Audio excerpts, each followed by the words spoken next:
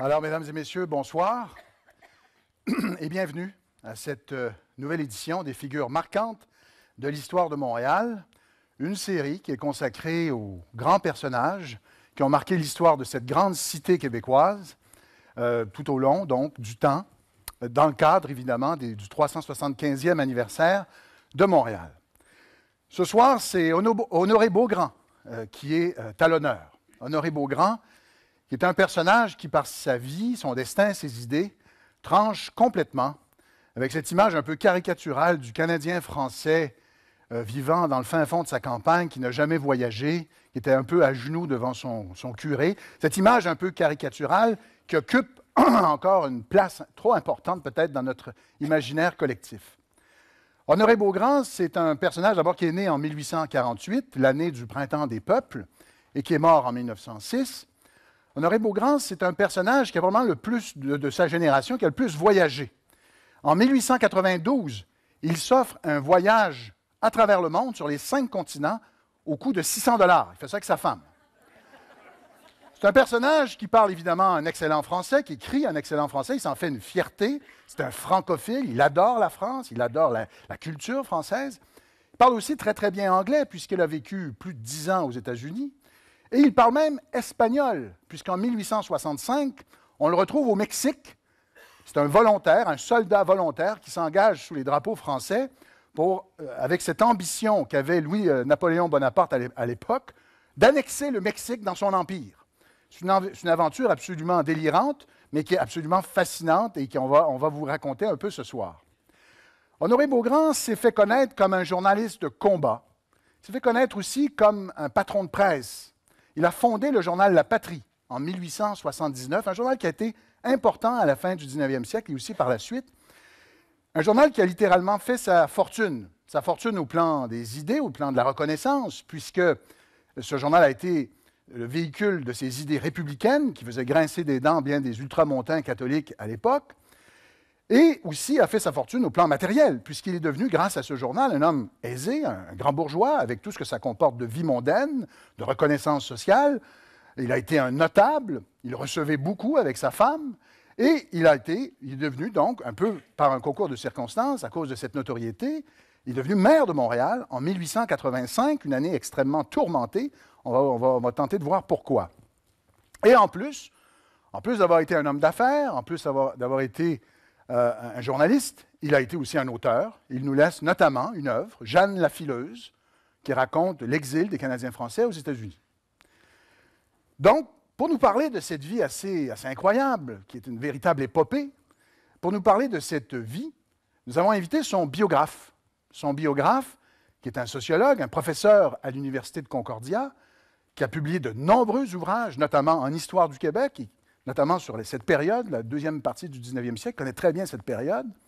Et sa biographie d'Honoré Beaugrand s'est mérité le prix littéraire du gouverneur général du Canada. Alors, mesdames et messieurs, je vous prie d'accueillir chaleureusement mon collègue et mon ami, Jean-Philippe Warren.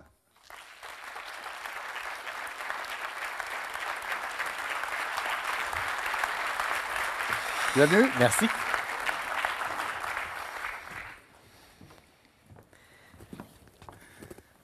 Alors, merci d'avoir accepté notre invitation. Si je vous demandais, Jean-Philippe, de nous résumer la vie, l'œuvre d'Honoré Beaugrand en un mot ou une formule, quelle serait cette formule? Ce serait assez difficile de résumer en un seul mot la vie d'un homme qui a eu une biographie aussi agitée, aussi mouvementée, mais si j'avais à me commettre, je dirais que c'est le mot l'audace. C'est un audacieux.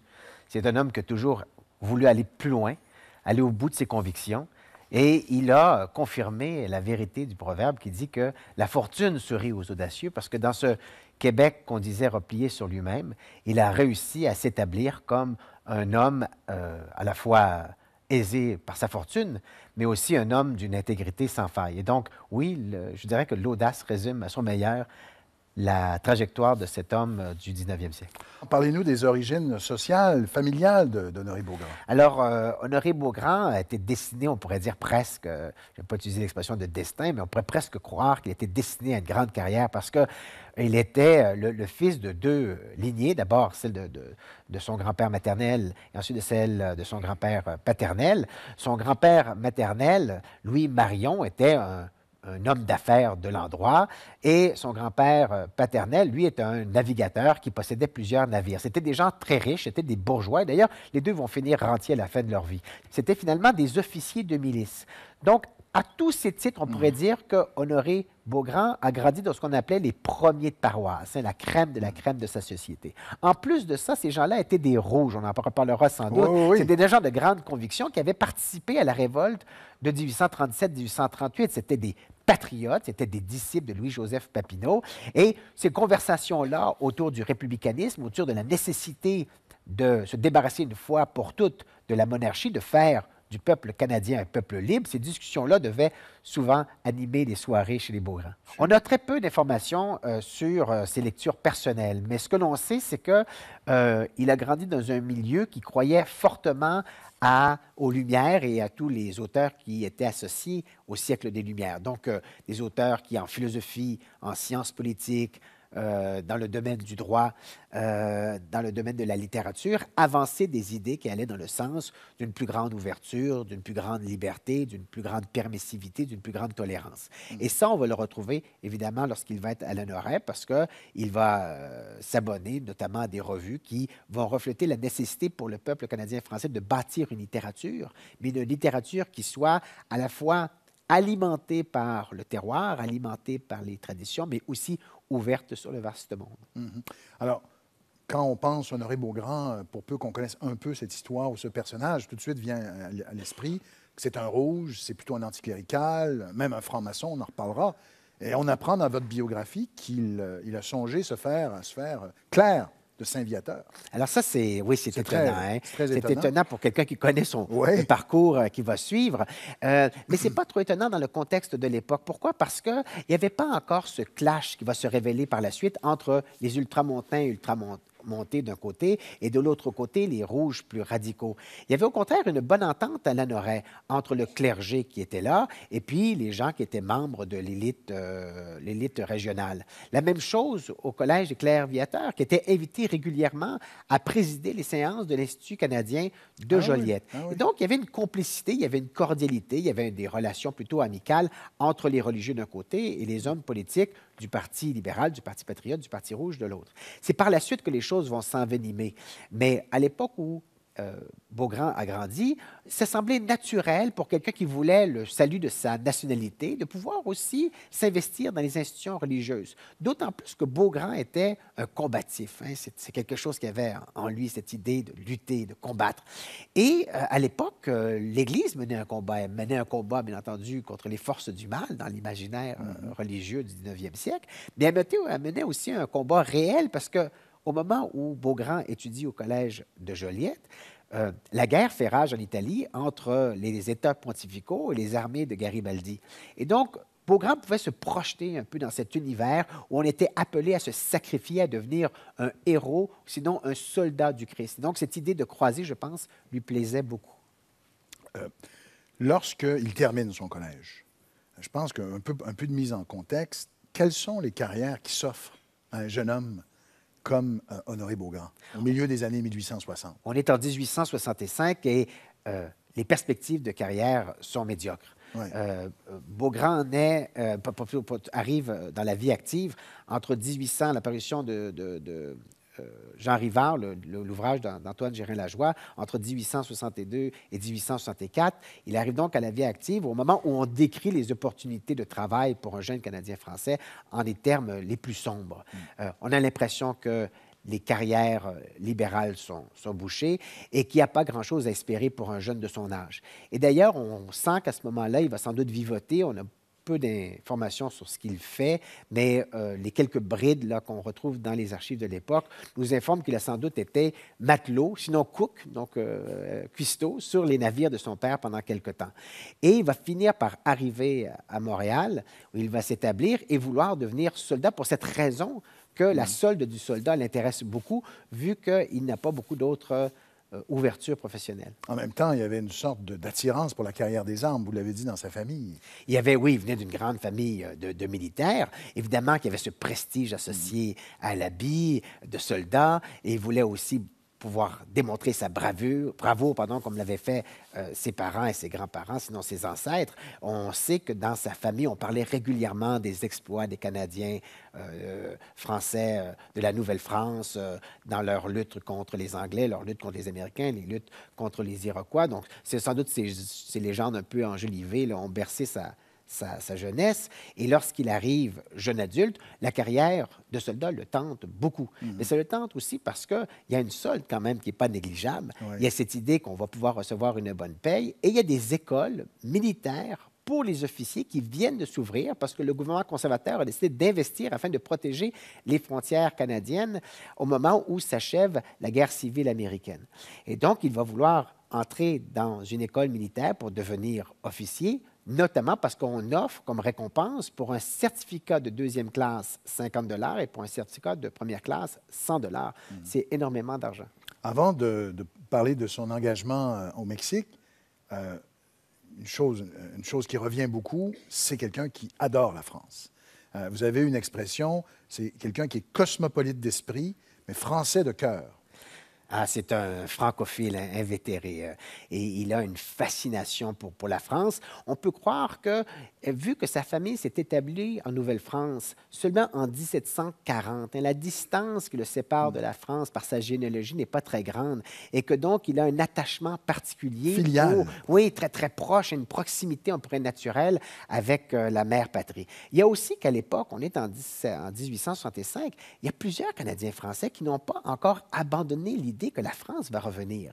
Hein, on en parle dans les campagnes. Les nôtres vont revenir. Ils vont reconquérir le territoire perdu. Ils vont faire de cette ancienne Nouvelle-France un endroit où les francophones seront maîtres chez eux. Et donc, il y a ce rêve, ce fantasme un peu d'une France qui rétablirait ses droits en Amérique du Nord. Il y a aussi, évidemment, que Beaugrand croit que la France, c'est un phare. Un phare, oui, c'est ça. C'est vraiment le modèle de la civilisation occidentale. Il a l'impression que la France a perfectionné les arts dans à peu près tous les domaines. C'est en France qu'on retrouve les plus grands écrivains, c'est en France qu'on retrouve les plus grands philosophes, c'est en France qu'on retrouve la technologie de pointe la plus avancée. Il y a vraiment cette idée que la France, elle est à l'avant-garde du progrès humain. Et donc, il a les regards braqués sur sa mère patrie à cause d'attachements personnels, à cause d'attachements collectifs, mais aussi à cause de cette conviction que la France incarne ce qu'il y a de mieux dans le monde. Attiré par la carrière des armes, francophile, on le retrouve au Mexique. Qu'est-ce que la France fait au Mexique en 1865? Alors, c'est une histoire passablement compliquée. Je vous épargne les détails, mais disons qu'il y a eu un changement de régime. Les républicains ont pris le pouvoir et ont suspendu le paiement de la dette qu'ils devaient aux puissances européennes. L'Angleterre, l'Espagne, la France, voulant recouvrir l'argent qu'ils ont perdu, décident d'envoyer un corps expéditionnaire à Veracruz, qui est le grand port du Mexique, afin de percevoir des droits de douane. Donc, ils envoient donc des soldats et la France, elle, secrètement, sans en parler à l'Espagne, sans en parler à la Grande-Bretagne, décide de pousser le projet un peu plus loin et de faire de tout le Mexique une base pour accroître son empire en Amérique. Et donc, on a ce projet étrange d'un duc d'Autriche, Maximilien, qui est placé par Napoléon III sur le trône du Mexique, où il est accueilli au départ dans un vaste triomphe. Hein. On a l'impression que oui, que l'entreprise va être un succès, que c'est très facile, que le peuple-là n'attend simplement que les armées françaises pour saluer leur libération. Alors qu'on va s'apercevoir assez rapidement que les choses se retournent contre le projet français. Alors, qu'est-ce que Beaugrand fait concrètement, là, une fois Alors, qu'il est au Beaugrand est Mexique? attiré par les armes. Il cherche Oui. désespérément un endroit pour montrer sa bravoure. Il veut l'odeur de la poudre, le son des canons, et d'autres que lui vont chercher des champs de bataille un peu partout dans le monde. Un de ses amis, Gustave Drolet, notamment, va vouloir faire la guerre, notamment au Congo. Hein. On se cherche désespérément un endroit pour se Et battre. d'autres iront défendre les armées pontificales. Pontifical, exactement. Hein? Deux ans Des plus gens, tard. oui, des gens de son collège Ouais. de Joliette. Alors, il décide de partir avec quelques autres. Il n'est pas seul. Il décide de partir pour le Mexique.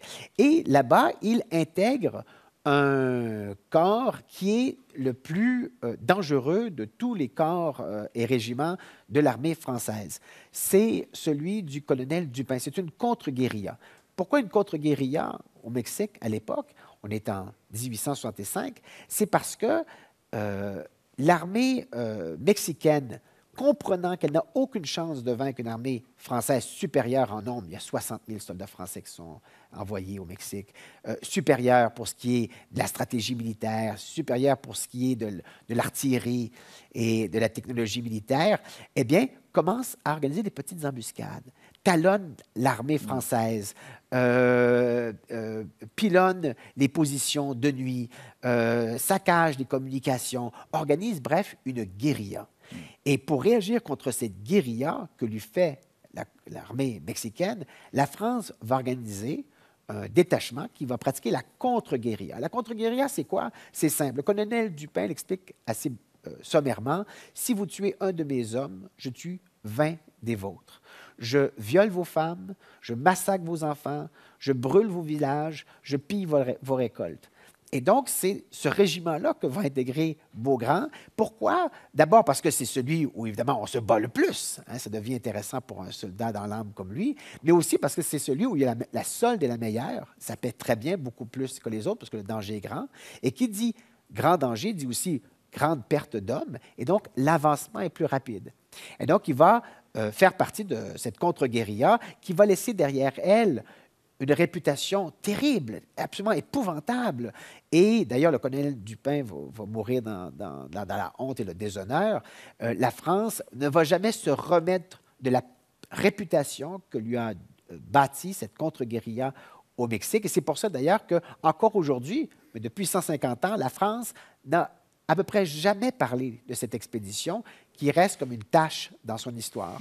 Un peu, je dirais, comme parallèle, l'invasion des Américains au Vietnam, c'est un peu la même chose qui se passe là-bas, c'est-à-dire qu'une armée qui est supérieure par la technologie, supérieure par l'efficacité de son déploiement militaire, va être vaincue par une armée qui est beaucoup moins équipée, mais qui a pour elle l'avantage de pouvoir se cacher dans l'ombre et intégrer l'anonymat des villages.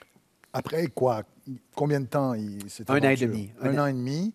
À la suite de quoi, donc, il est relaxé parce que la guerre est terminée? La guerre est terminée. Oui, alors, enfin, en fait, au moment où il arrive au Mexique, Beaugrand se dépêche de se rendre au Mexique parce qu'il est convaincu que la guerre achève parce que l'armée française va être victorieuse. Donc, il se dépêche pour récolter quelques lauriers de la victoire. Ouais. Et sur place, il se rend compte que ce qu'on dit de la guerre à Montréal n'a rien à voir avec ce qui se passe sur le terrain et que l'armée française est dans un bourbier épouvantable. Et donc, après quelques semaines seulement, déjà l'issue est claire. L'armée française est foutue et Napoléon III, qui le sait, va commencer à rapatrier ses hommes. Et après un an et demi, donc en mars 1867, l'ensemble de l'armée française va être rapatrié à Toulon. Et donc, Beaugrand atterrit à Toulon avec le reste des hommes. Et il va passer 9 mois en France. On ne sait pas trop ce qu'il y fait, mais certainement,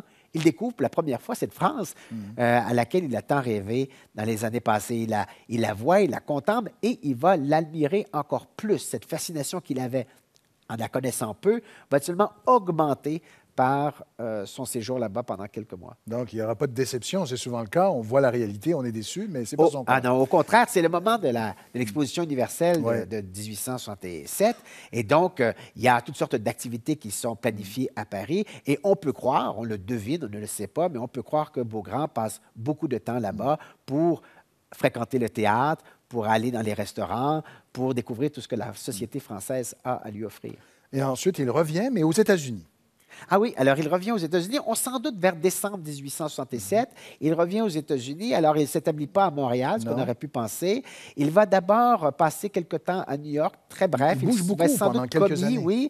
Ensuite de ça, il se rend à la Nouvelle-Orléans, où il va, on dit, avoir ses premières expériences de journalisme dans un petit journal qui s'appelle L'Abeille, parce qu'il y a plusieurs publications françaises. C'est la Louisiane reste française encore. Il y a plusieurs publications donc en français, et il aurait tâté du journalisme à ce moment-là. Il est aussi pelleteur de charbon sur les quais de la Nouvelle-Orléans. Il va être comptable pour une compagnie de chemin de fer au Mexique, et ensuite, il va intégrer en 1870 l'armée américaine à la base navale de Pensacola, en Floride, tout près de Mobile. Donc, il va faire 36 métiers pendant ces années, ce qui n'est pas très différent de plusieurs de ses camarades. Hein. C'est un parcours qui est curieusement assez fréquent.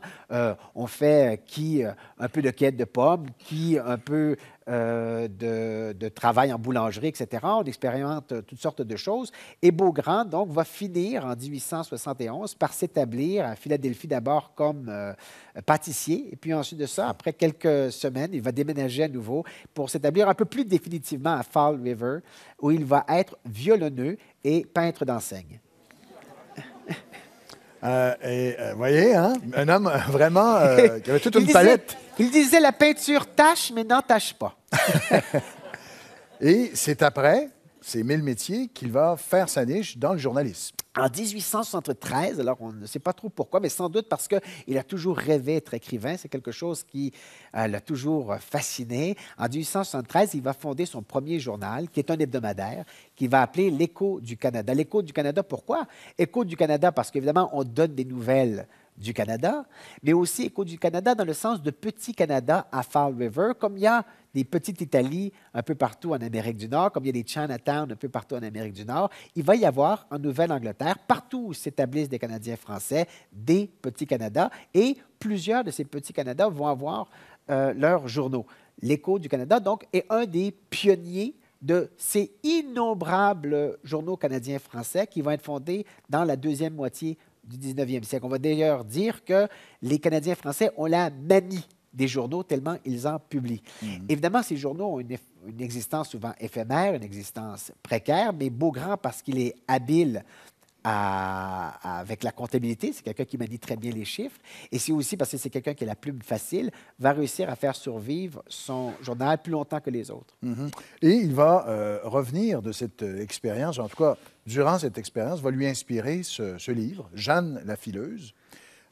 Racontez-nous en gros l'histoire de ce livre. C'est un très mauvais livre. Ouais. Il y a un des critiques qui a dit que c'est un livre ennuyant comme la pluie. Hein. Ce qu'il faut comprendre du roman, c'est plutôt la morale qu'on en tire. D'ailleurs, Beaugrand est très clair là-dessus. Il a dit « J'ai écrit ce roman parce que je ne voulais pas publier un pamphlet. Et je l'ai écrit à la place d'un pamphlet, mais pour dire à peu près la même chose. » Et c'est quoi qu'il raconte là-dedans? Il raconte qu'avant la conquête britannique, les Canadiens formaient un peuple prospère et heureux, que la conquête a été un désastre pour eux, que 1837 était une rébellion juste qui visait à redonner les droits fondamentaux à la collectivité, que si les Canadiens français émigrent par dizaines de milliers aux États-Unis pour y trouver de meilleurs emplois, la faute en revient à une clique corrompue de gouvernants plus ou moins mafieux, et qu'ils y trouvent, donc aux États-Unis, une fois leur émigration, des conditions de vie qui sont éminemment plus favorables que celles qu'ils ont quittées. Donc, la morale du roman est très claire. C'est une charge en règle contre notamment Sir Georges-Étienne Cartier et ses acolytes. Autrement dit, si ces Canadiens français quittent vers les États-Unis, alors que dans la presse de l'époque, on les critiquait, on disait vous abandonnez votre patrie, ils disaient ils sont un peu victimes des circonstances. Pour Beaugrand, c'est très clair que la raison pour laquelle les gens quittent le Québec, ce n'est pas parce qu'ils sont fatigués de voir les mêmes paysages, ce n'est pas parce qu'ils ont la bougeotte et l'envie des voyages, c'est parce qu'ils vivent dans la misère. Et qu'afin de trouver des conditions meilleures, des espoirs pour eux-mêmes et leur famille, ils viennent s'établir aux États-Unis. Et ils y trouvent évidemment des salaires qui sont beaucoup plus décents et un niveau de vie qui est sans comparaison avec celui qu'ils ont quitté. Et la faute en revient, et c'est là la faute en revient à l'incurie des gouvernements. Et ces gouvernements-là, ils ont comme particularité d'avoir été, au Québec, comme au fédéral, d'avoir été des gouvernements conservateurs. Et pour Beaugrand, le choix ne pourrait pas être plus simple, ne pourrait pas être plus limpide. Soit on accepte d'être gouverné par des membres d'une élite corrompue et incompétente, et on a les résultats, donc, que l'on observe au Canada de son époque, ou soit on donne un coup de barre, hein, on se ressaisit, et puis on décide de changer ces gens pour des gens qui ont à cœur la prospérité, le développement de la collectivité. C'est pourquoi son deuxième journal, La République, qu'il va fonder après avoir vendu l'Écho du Canada, s'appelle justement Les Républiques. La République, pour Beaugrand, c'est trois choses. C'est d'abord le Parti républicain. Alors, c'est curieux aujourd'hui de dire que Beaugrand était en faveur du Parti républicain, connaissant ce qui est arrivé du Parti républicain dans les dernières années. Mais à l'époque, le Parti républicain, c'était le parti de Lincoln. C'est le parti qui avait lutté contre l'esclavage. C'est le parti de la liberté, du progrès, de l'égalité, de la tolérance. Pour Beaugrand, la République, c'était aussi le Parti républicain, mais c'était plus que ça. C'était la République américaine. Une république où, disait-il, les Canadiens français sont mieux accueillis que lorsqu'ils restent au Canada. Au Canada, ils sont constamment en butte, au mépris, à la morgue de leurs compatriotes anglais, qui saisissent chaque occasion pour les marginaliser, les refouler, les exploiter. Aux États-Unis, ils sont vus comme des personnes, indépendamment de leur culture, indépendamment de leur tradition et de leurs valeurs. Et donc, il est beaucoup plus facile pour un Canadien français, dit Beaugrand, de s'installer aux États-Unis et de réussir que s'il reste au Canada. Ensuite, la République, c'est le Parti républicain, c'est la République américaine, mais c'est aussi la République française qui vient tout juste d'être établie. On vient d'instaurer la Troisième République en France. Et cette République, elle a fait deux choses. Elle s'est d'abord débarrassée de la monarchie, qui ne peut à jamais qu'être corrompue et source de gabegie, de gaspillage. Et puis ensuite, elle a surtout réalisé la séparation de l'autel et du trône, donc de l'État et de l'Église. Et pour Beaugrand, c'est justement la chose que l'on devrait faire au Canada. Donc, la République, ce sont ces trois programmes qui fixent pour à peu près jusqu'à la fin ce que va être la vision d'Honoré Beaugrand. C'est aux États-Unis qu'il devient franc-maçon. Un mot sur cette organisation et sur son rôle pour... Beaugrand va faire deux apostasies qui sont considérées comme très graves par ses compatriotes. La première, il marie une méthodiste américaine-anglaise. Ça, c'est difficilement pardonnable. La deuxième chose qu'il fait, c'est qu'il va entrer dans une loge franc-maçonne. Pourquoi une loge franc-maçonne? Il y a plusieurs raisons. La première, c'est que les Canadiens français de l'époque, ça c'est très curieux, mais ils sont admiratifs et un peu envieux des collectivités ou des groupes qui disposent d'organisations secrètes. La patente, qui est l'ordre de Jacques Cartier, n'existait pas encore, ça va aller beaucoup plus tard. Et donc, ils ont à leur disposition à peu près rien où ils peuvent aller comme organisation secrète. La deuxième raison pour infiltrer une loge maçonnique, c'est que c'est d'abord un club social. Hein, on s'assoit, on discute, on parle affaires. C'est l'occasion de faire des contacts, d'entrer en relation, de brasser de la business. Et donc, ça, c'est la deuxième raison pour Beaugrand d'entrer dans une loge maçonnique. C'est important comme homme d'affaires, simplement, d'appartenir à une loge. Et finalement, c'est le programme des francs-maçons. Parce que le programme des francs-maçons est basé, entre autres choses, sur la nécessité de promouvoir une éducation laïque pour tous. Alors, si l'Église peut pardonner de faire partie d'une organisation secrète, si l'Église peut, à la limite, pardonner de faire partie d'un club social, jamais elle ne pourra accepter qu'on fasse la promotion d'une éducation laïque et universelle. Et donc, à partir de là, Beaugrand va toujours avoir à se défendre d'être un bon Canadien français, puisque à l'époque, un bon Canadien français, ça va de soi de aussi être un bon catholique. Il revient au Québec en 1878. Pourquoi?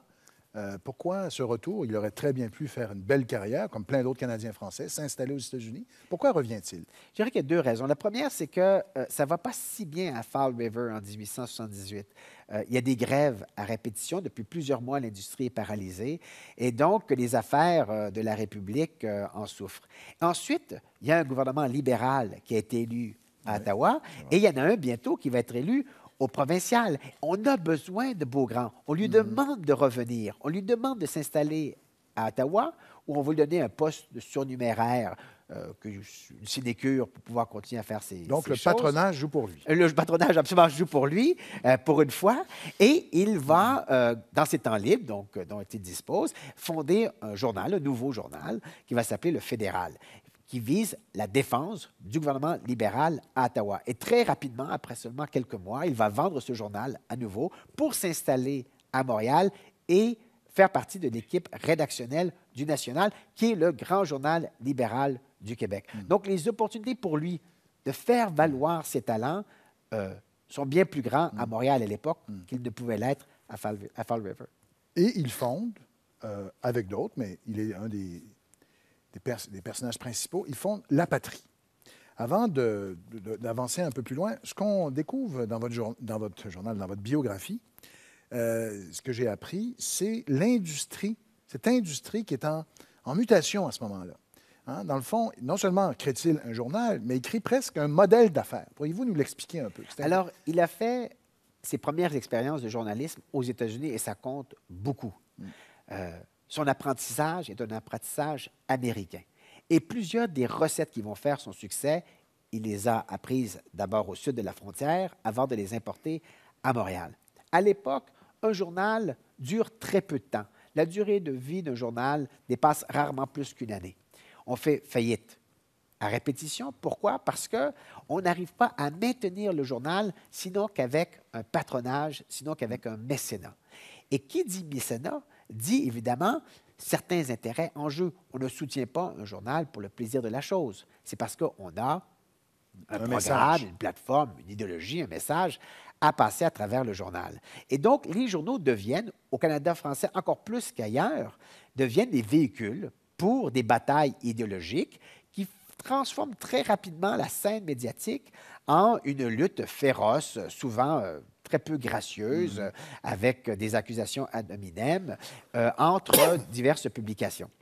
Très polémique. Très polémique. Et le National n'échappe pas à cette règle. C'est un journal qui est le journal du Parti libéral. Et comme Parti libéral, comme organe du Parti libéral, il défend constamment, que ce soit juste ou que ce soit injuste, les positions du parti.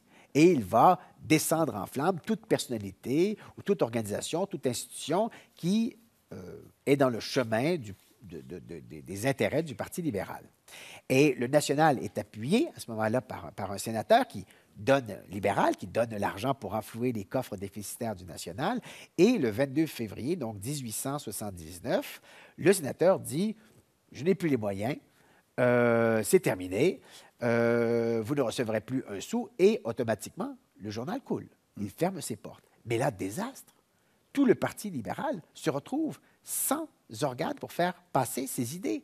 À l'époque, il n'y a pas une façon alternative de promouvoir son message, de faire la propagande de son opinion. Il n'y a pas Twitter, il n'y a pas la radio, il n'y a pas Facebook, ou les médias sociaux, ou la télévision. C'est le journal ou rien.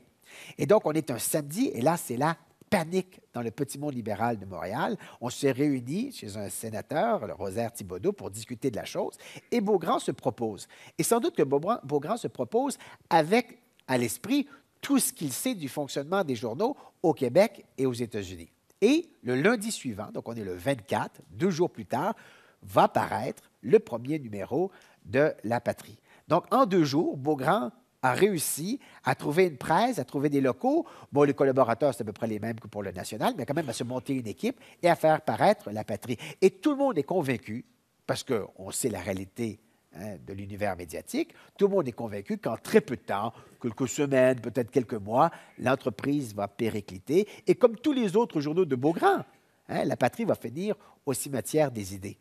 Beaugrand a vendu le Fédéral, l'Écho du Canada, La République. Il a derrière lui plusieurs publications qui ont plus ou moins bien réussi. Et on est convaincu que celle-ci ne fera pas mieux que les autres. Et ça va être l'étonnement général de voir que la patrie non seulement fait ses frais, mais prospère. Beaugrand fait, grâce à la patrie, dans les premières années, 10 000 $ de profit net. C'est colossal. C'est une véritable mine d'or. Et la raison pour laquelle il réussit à en faire une entreprise aussi succès, avec autant de succès, c'est qu'il a perfectionné l'art de la publicité. Et ça, il l'a appris lorsqu'il résidait à Fall River ou dans d'autres villes américaines. 40 de la patrie, qui est pourtant un journal d'idées, un journal d'opinion, 40 de la patrie, c'est de la pub. Et donc, il va aller cogner aux portes, homme d'affaires lui-même, libéral lui-même, aux portes des entrepreneurs les mieux établis, les plus prospères de la ville, et va leur demander des annonces qui vont assurer donc la réussite de sa publication. Mais on est presque étonné, puisqu'étant donné le pouvoir qu'avaient les conservateurs et même les ultramontains, et étant donné la réputation de rouge qu'avait Beaugrand, on aurait pu s'attendre à ce qu'il y ait une sorte de campagne de boycott qui soit lancée contre ceux qui annonçaient dans son journal. En fait, on s'aperçoit donc que la patrie a 8000 lecteurs, c'est énorme, c'est stupéfiant. 8000 lecteurs, et ces gens-là, non, sont plutôt fidèles à cette publication, la soutiennent mordicus contre vent et marée, et seulement peut-être dans certains villages, là où on est davantage surveillé par son curé, résiste aux appels à se désabonner de la patrie. Il va réussir à faire de la patrie un organe avec une énorme influence à travers Montréal, mais aussi à travers la province, et même au-delà, parce qu'il livre sa publication jusque dans certaines villes américaines. Donc, c'est ce qui fait l'intérêt de ce journal, c'est-à-dire que ce n'est pas un journal qui est complètement calqué sur la position du parti, c'est un journal qui développe sa propre indépendance, ses idées.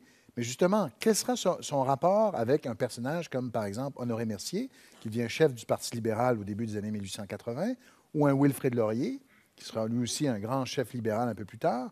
Comment se positionne-t-il par rapport à ces... Je vous donne ces deux exemples parce que c'est deux personnages très importants et influents. Dans la patrie, il y a plusieurs choses.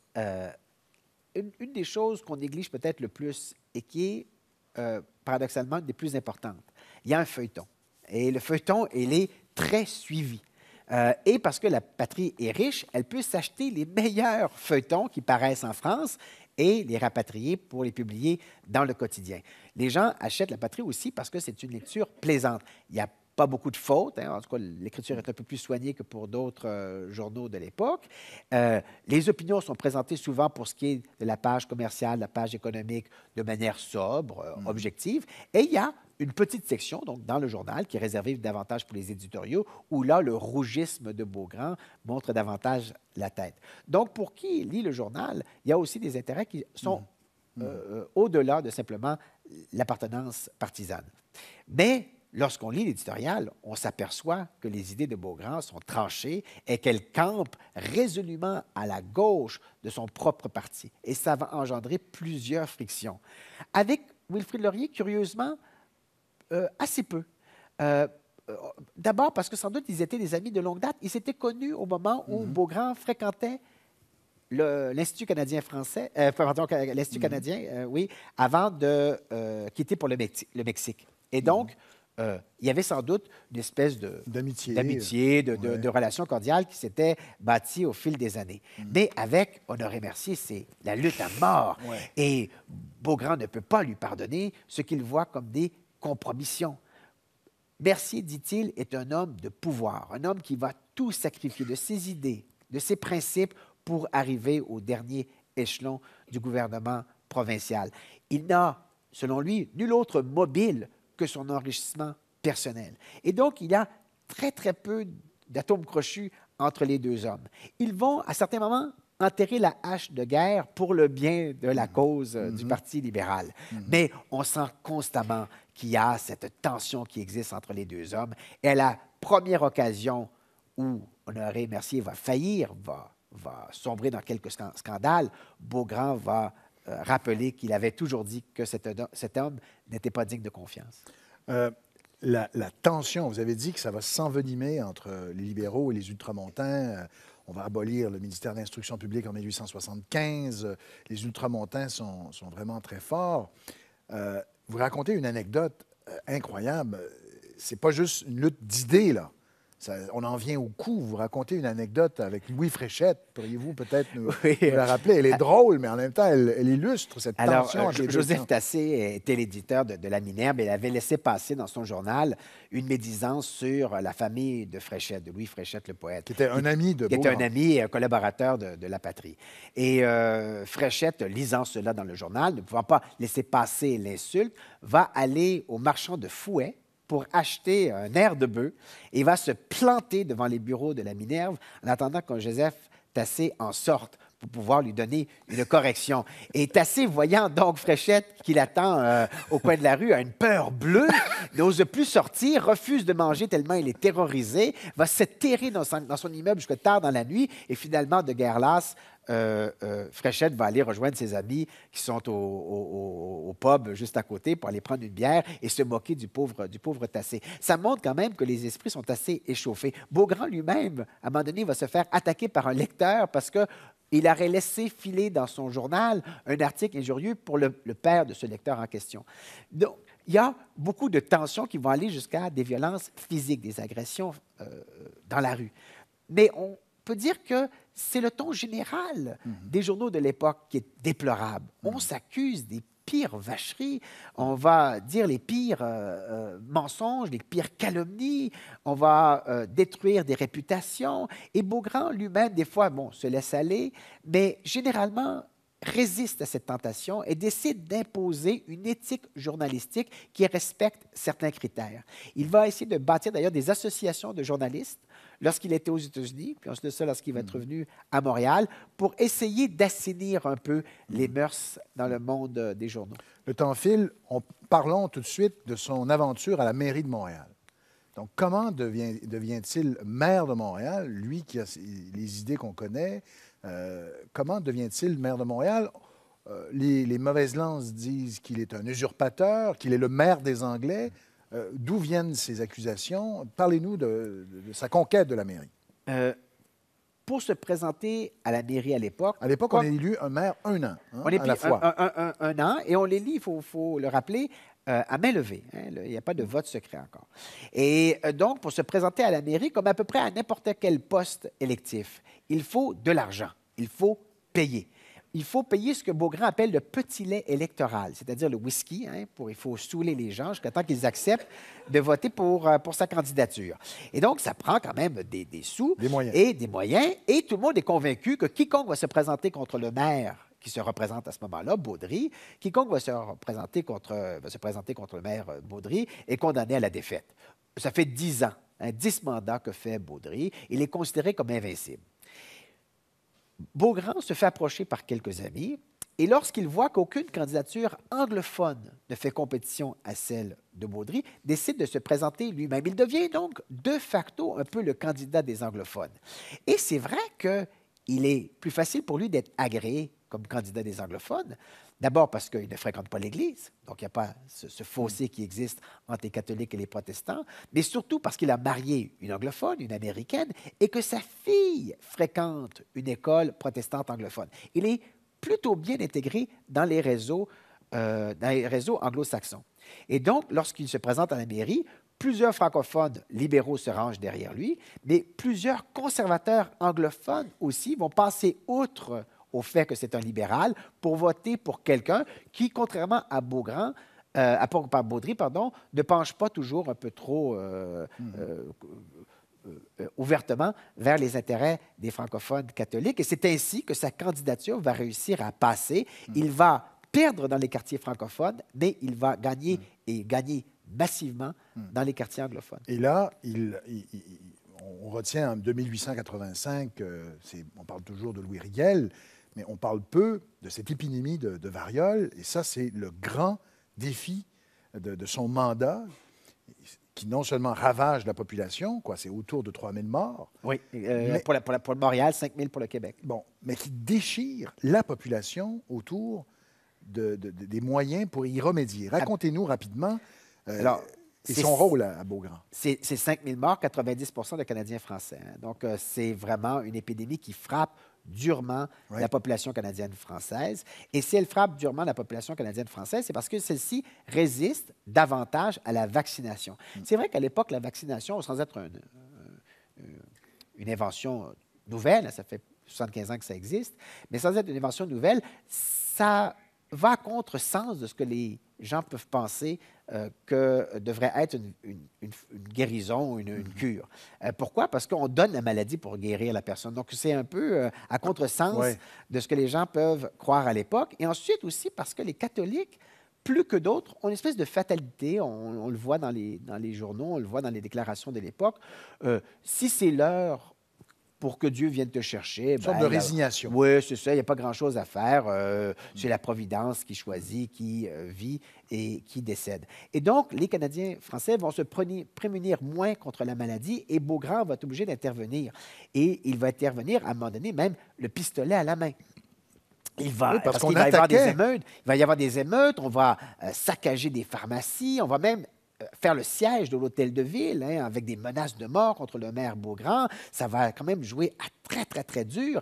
Et Beaugrand va se ranger, dit-on, hein, c'est dans l'esprit de la population, il va se ranger du côté des Anglais, des vaccinophiles, contre sa propre nation. Donc, il va être cette idée d'un Beaugrand traître à sa race.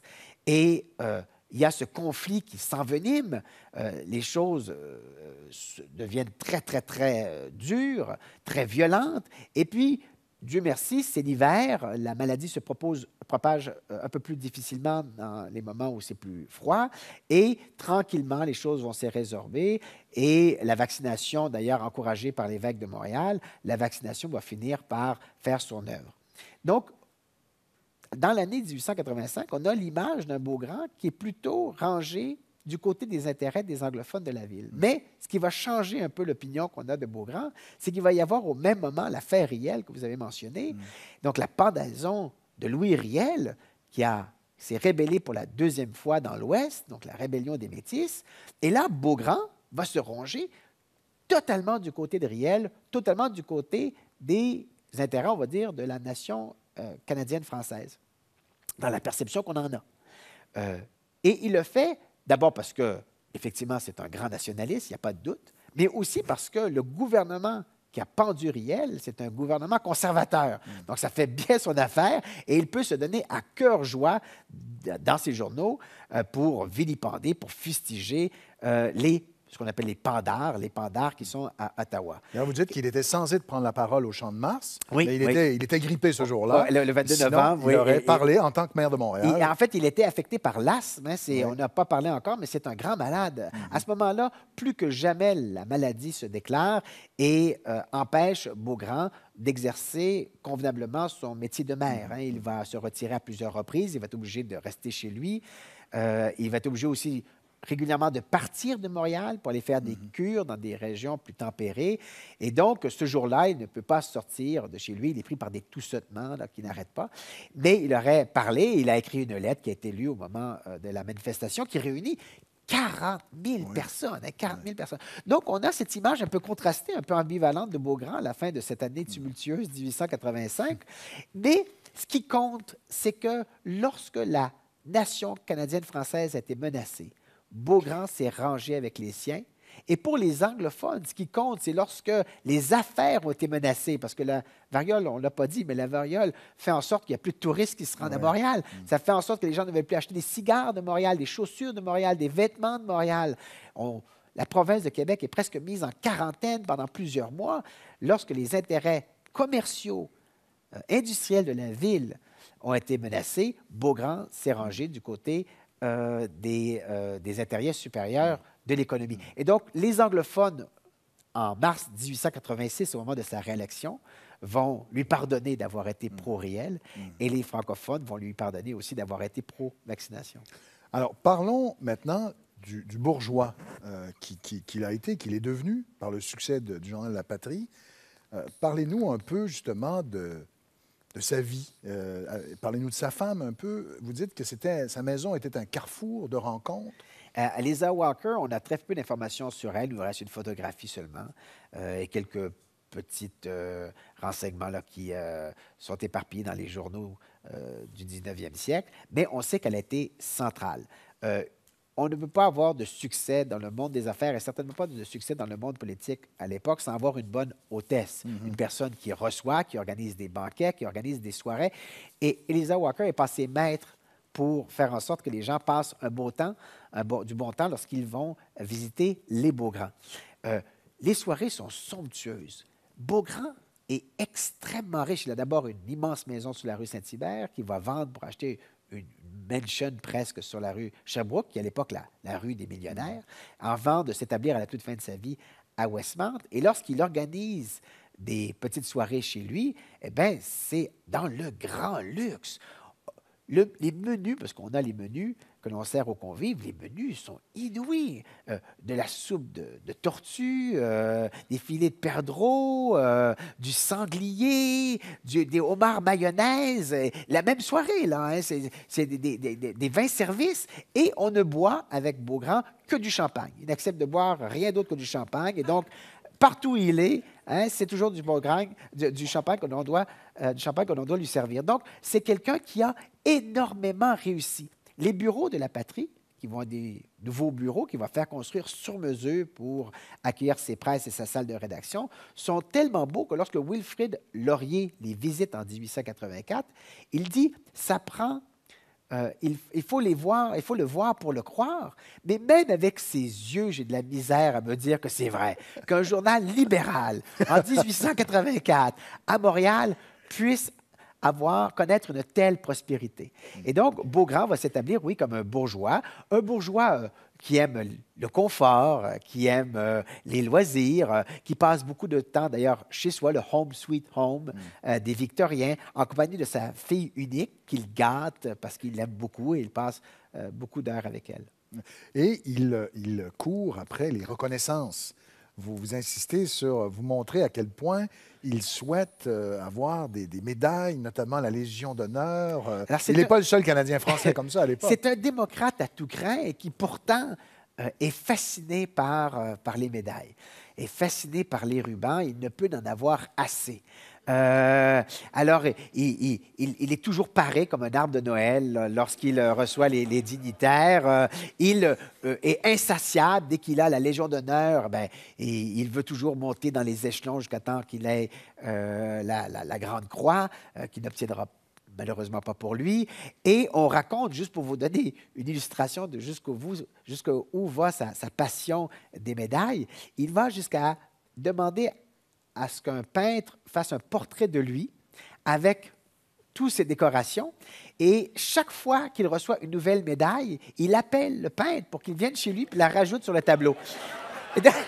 Donc, il y a vraiment chez lui cette idée... C'était une œuvre inachevée. Il y a vraiment cette idée chez lui que cette reconnaissance est quelque chose d'essentiel pour bien marquer son succès. Il va aussi se faire éditeur. Il va notamment publier Chasse-Galerie et d'autres récits. Il se fera éditeur à la fin de sa vie. Alors, contrairement à beaucoup d'écrivains, même d'aujourd'hui, Beaugrand dit qu'il n'a pas de difficulté à convaincre son éditeur de publier ses livres parce que c'est nul autre que lui-même. Et il publie des livres qui sont magnifiques, qui sont extrêmement bien soignés, d'une qualité à peu près inégalée au 19e siècle, avec des illustrations des meilleurs dessinateurs de son temps. Et il va publier ses récits de voyage, il va publier des conférences qu'il a données, il va publier... bien entendu, Jeanne la fileuse. Il va publier aussi des contes, parmi les meilleurs contes d'ailleurs de son époque. Il voulait publier 2 autres romans. Malheureusement, ces romans ont été perdus. Mais donc, il y avait vraiment cette idée que dans ses temps de loisirs, qu'il laissait notamment le fait qu'il devait s'éloigner de son journal pour cause de maladie, dans ces moments de loisirs, il pouvait s'adonner à l'écriture et donc un peu... réaliser son rêve de devenir écrivain un jour. Vous dites ses récits de voyage, c'est un voyageur presque compulsif. Là. Il voyage énormément. Et en 1891, dites-vous, il rencontre le président français en personne, Félix Faure. Pourtant, il n'est plus maire de Montréal, il n'y a plus de fonction officielle. Il rencontre même un ex-président américain, mais il a des réseaux. Est-ce que c'est la franc-maçonnerie? Comment expliquer ces réseaux assez étonnants? En fait, il a sur sa carte de visite quand même des titres qui sont qui en jettent. Oui, qui en jettent. Ils sont assez remarquables. Et c'est un ex-maire de la plus grande ville du Dominion du Canada. C'est quelqu'un qui a reçu donc la Légion d'honneur. Il a été décoré de la Croix du Mexique. C'est quelqu'un aussi qui est un très bon causeur. On oublie ça, mais c'est quelqu'un avec énormément de charisme. D'ailleurs, il s'appelait Beaugrand, hein, mais c'est une coïncidence. Il était très beau et très grand. Et ça aidait beaucoup à le distinguer dans les salons. C'est quelqu'un donc qui avait le verbe facile, qui avait aussi toutes sortes d'anecdotes à raconter. Il avait une vie bien remplie. Et donc, c'était quelqu'un qu'on aimait accueillir, oui, dans les salons. Et c'est quelqu'un aussi qui aimait beaucoup voyager, rencontrer des gens. Vous avez dit que c'était quelqu'un qui avait la passion des voyages. Il a fait 82 fois la traversée de l'Atlantique. 82 fois! Même pour aujourd'hui, c'est quelque chose d'un peu fabuleux. Alors, écoutez, en terminant, il a une fin rapidement un peu désabusée, vous dites. Comment meurt un franc-maçon? Incinéré, ce qui, à l'époque, est un scandale. Oui. Et il va jusqu'au dernier moment, il est agonisant, il a de la misère à respirer, il prend de l'opium, il délire, mais il tient mordicus à ce que son testament soit respecté à la lettre et qu'il ne soit pas enterré dans un cimetière catholique. Et il fait bien d'être méfiant parce que son beau-fils complote, manigance, juste après sa mort pour faire annuler son testament. Mais finalement, on va être fidèle à sa dernière volonté. Il va être incinéré, ce qui, à l'époque, passe pour sacrilège aux yeux de l'Église qui croit à la réincarnation des corps. Et c'est vraiment un message virulent, tonitruant, donné par Beaugrand par-delà la mort. C'est vraiment cette idée de faire scandale jusque dans la mort. Il a été fidèle à ses convictions jusqu'au bout. Et cette incinération, et puis ensuite sa mise en terre dans un cimetière, le cimetière du Mont-Royal, qui n'est pas protestant, multiconfessionnel, mais qui certainement n'est pas catholique, témoigne un peu de cette volonté de faire. Même dans la mort, il a fait preuve d'audace. Oui, oui, oui, même dans la mort. Merci beaucoup, Jean-Philippe Poirin. Merci, M. Bédard.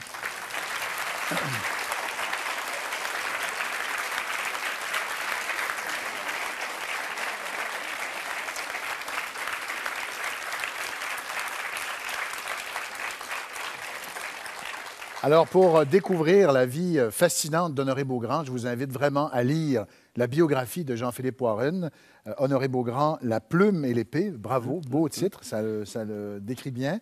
Il y a aussi, collection, même si ce n'est pas un très bon roman, paraît-il, je vous le présente quand même, Jeanne la fileuse. Et vous avez, dans la Bibliothèque du Nouveau Monde, vous avez vanté l'édition critique de François Ricard, qui présente bien l'œuvre, donc La Chasse-Galerie et autres récits. Donc, merci beaucoup et à bientôt.